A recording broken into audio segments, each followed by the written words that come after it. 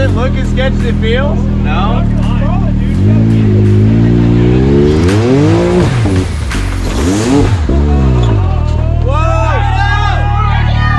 Episode 2 of Moab. This is gonna be awesome. So we're hitting 2 iconic trails, probably the most iconic trails you are gonna find in Moab. You have Hell's Revenge, which has every type of obstacle you could possibly think on it. Then you have Pritchett. On the sign of Pritchett, it states, you will have body damage. This is the hardest trail in Moab. You cannot find a harder trail in Moab. Pritchett is the hardest. Hell's is an awesome place because it's probably one of the most famous places you're gonna find in Moab, and it's a very long trail with really cool obstacles.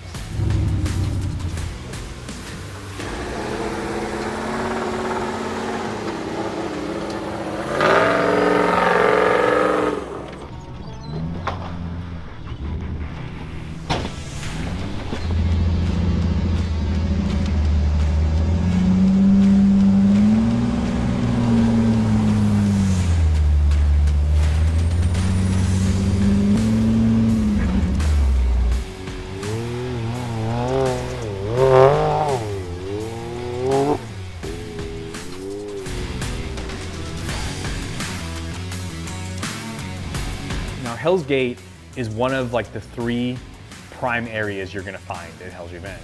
It's just a crazy V-notch climb. And like you can mess up easy on that thing and lay your Jeep over on its side.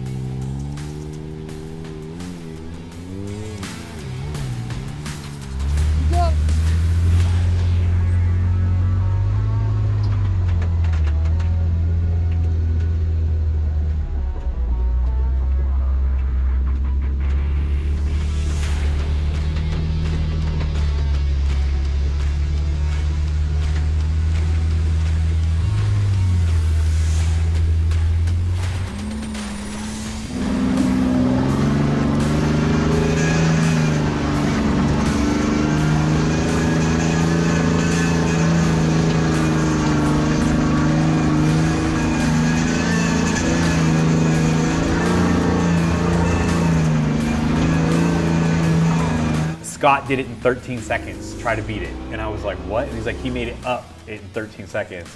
So I was like, all right, I'll try.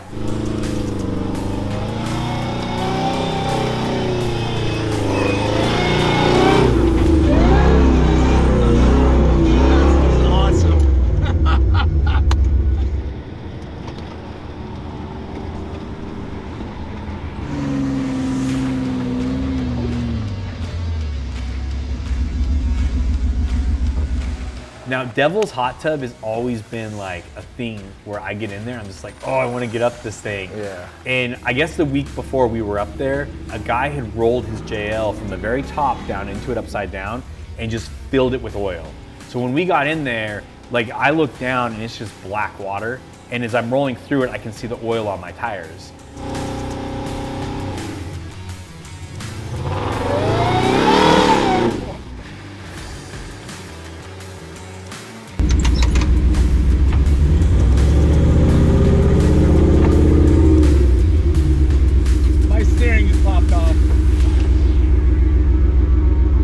And so I get up, I start doing a burnout, and like my steering shaft just goes pop and pops out.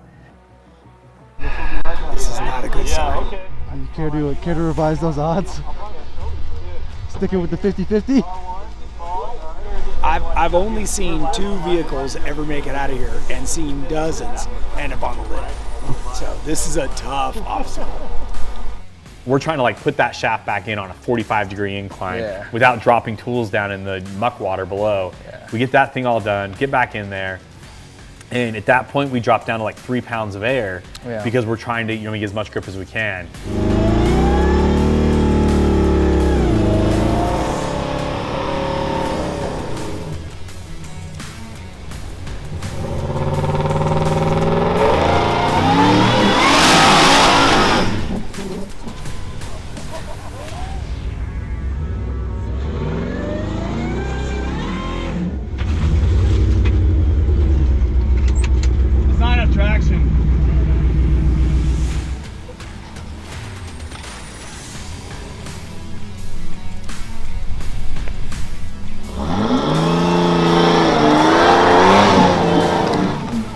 And then we go over to Mickey's.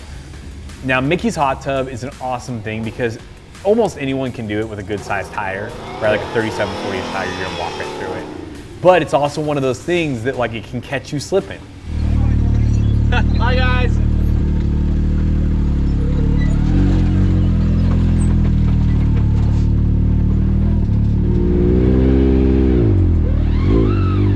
That feels sketch, dude.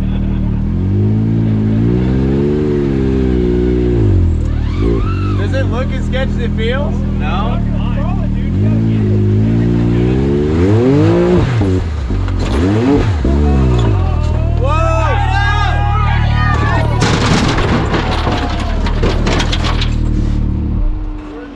I'm good, dude. I'm just chilling. Alright, who's got the win? Oh no. He's just about to get. Yeah, just stay in there. Just, you know. I'm just gonna hang. Hang.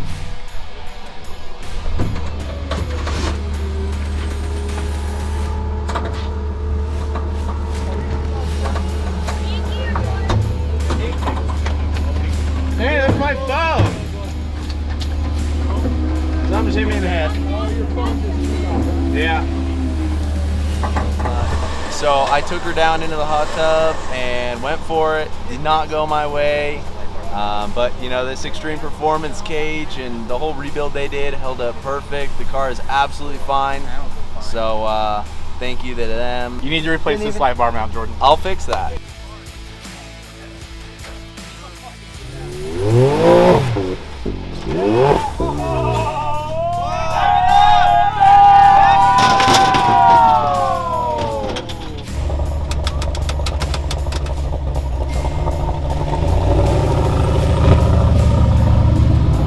And we get over to Escalator.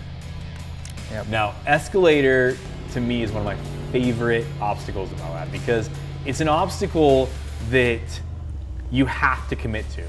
And if you don't commit to it soon enough, like you will get bound up in that thing.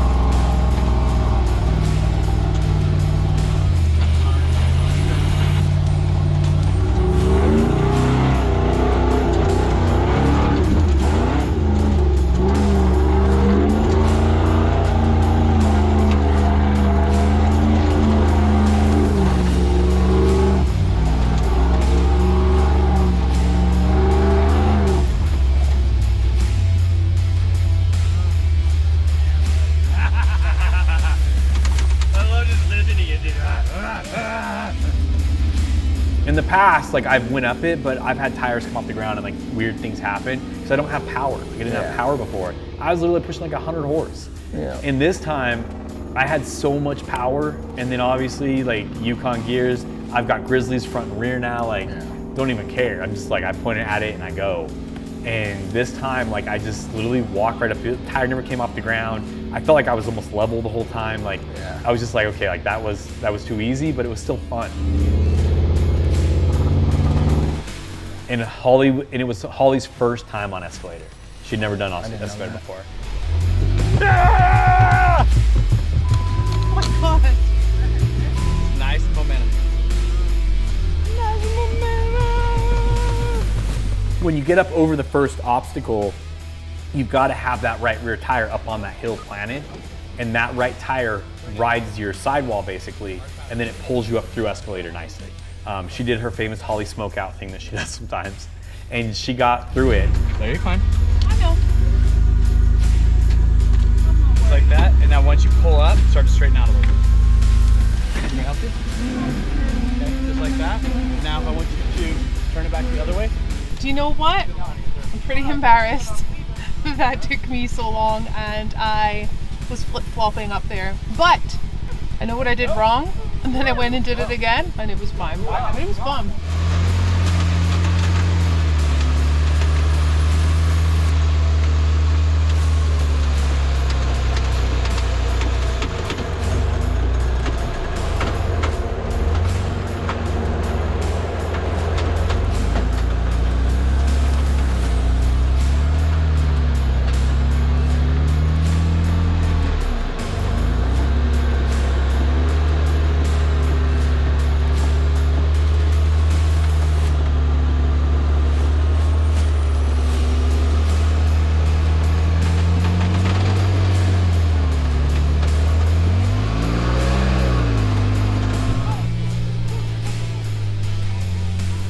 guy's way better at this stuff than me. This one.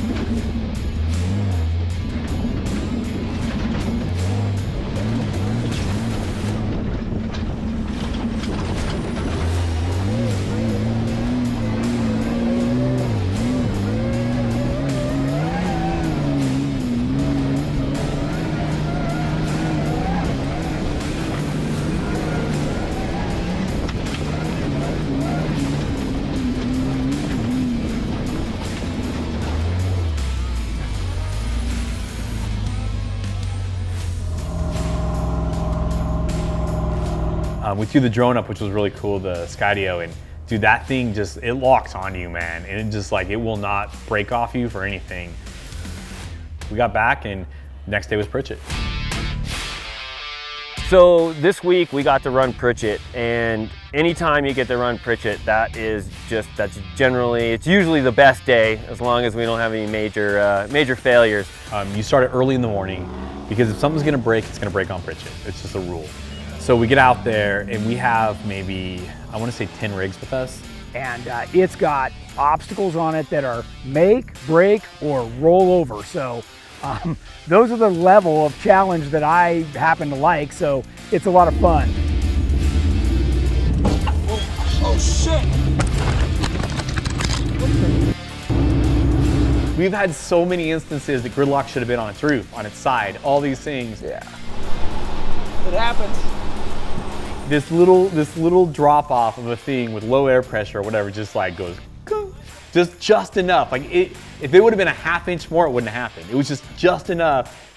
There was like little to no damage. Yeah, surprisingly minimal fluid leakage. I think it was just from the PSC, the overflow. Yeah, wasn't even exactly. that But every off-camera moment after that, Yeah, this guy just looks at me. He's like, every time he's like, I was having PTSD. I was just like, oh man, I don't like this feeling. I was just like kind of traumatized from it the whole day.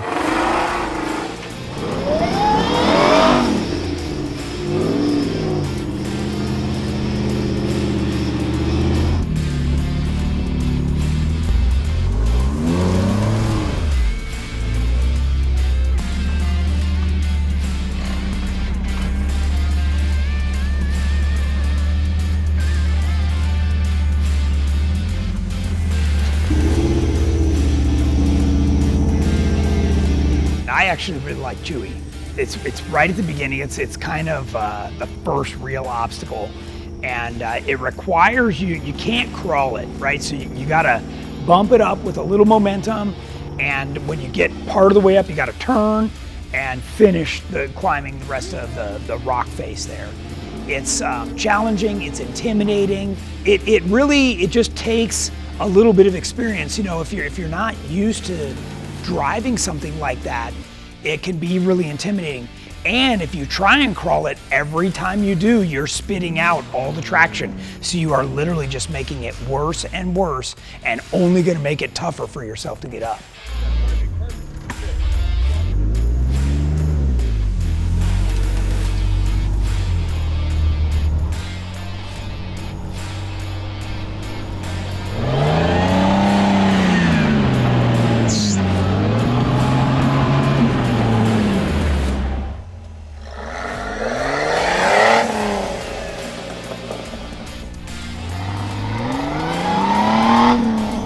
So to drive the Trail Reaper, it takes a little bit more. I am running a manual transmission. A big advantage for me with the manual is when I'm climbing big ledges, I can really dance with the vehicle at that real critical point of it almost rolling over, because if I feel it getting to that point, I push that clutch in, it eliminates all drive, and and it'll slap the vehicle back down.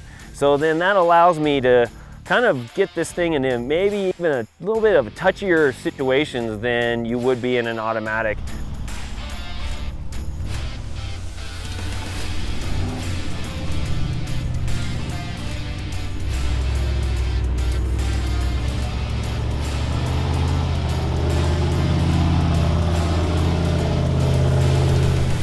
There was an obstacle that's not even really, it's just what they call the playground. It's just before Rocker Knocker. There is a bit of a bowl with this big step to it. That was pretty sick, dude. Yup. Keep it turned.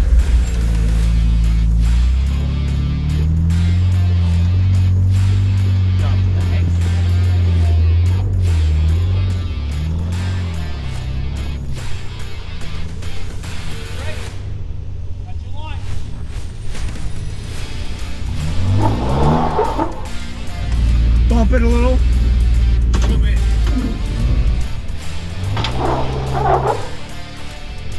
The largest line in that, I tried it last year and rolled this vehicle.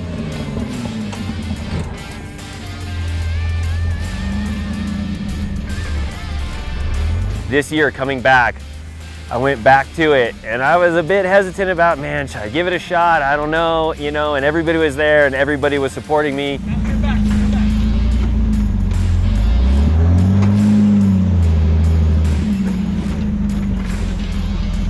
A lot of undercut.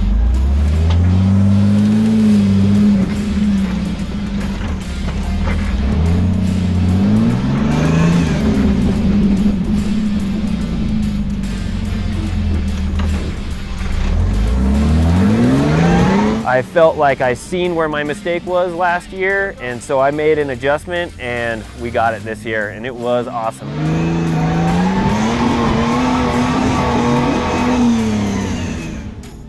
I felt the difference in the tires too. When in that pull, it really, as it went up, they grabbed, hooked, and pulled where I didn't have that last year, and that's what sent me over.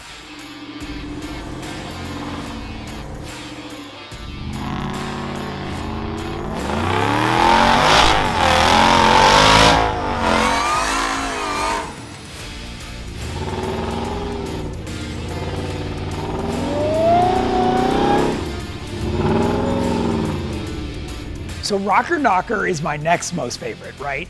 This year, I took the slide across line. Normally I would just bump straight up, and I bumped straight up for several years now, so I wanted to do the traditional crab walk line. And when you do that, if you do it right, it's literally like a paved highway. When you get to the end, the Jeep just pops right up and you're done, and it's beautiful. When you're in the Jeep, it feels like you're leaning too far, and you can see other drivers going, "Are you sure I'm okay? Are you sure? You're fine, keep coming, keep coming." So it just feels a little awkward, but boy, it works awesome. And I don't know of any other obstacle like that out there in the four-wheeling world. That is very unique.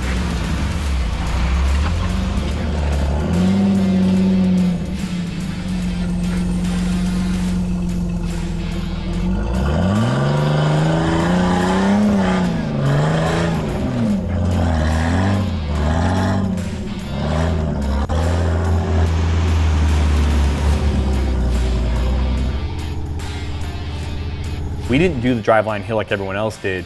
We did the other part of the hill Where super off camber. yeah, towards your side. Yeah, which I you got out. hated. I got out, and I was just. I know. You were like, I'm gonna go film.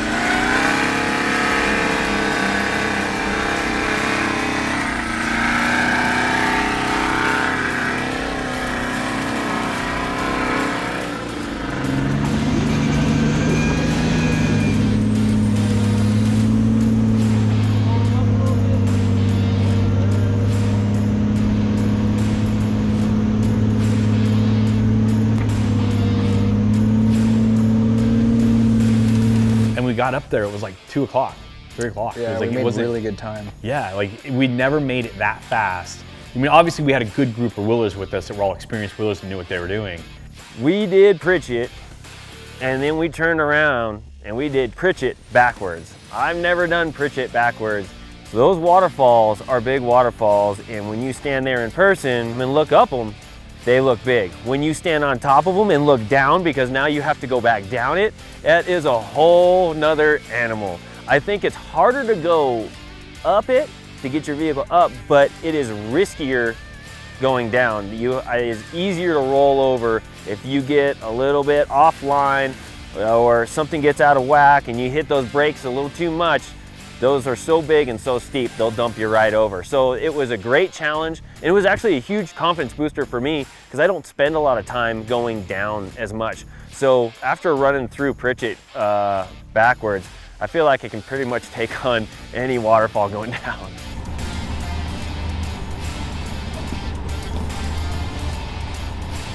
I would say if you rated that trail a 9 on the way in, it's a 10 on the way out. It's definitely tougher. There's a couple of spots where if you make a mistake, you're done.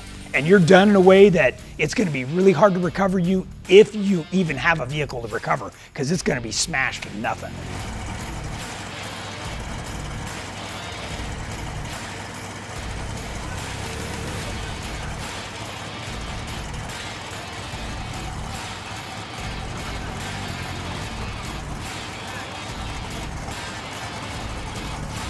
Those are brakes.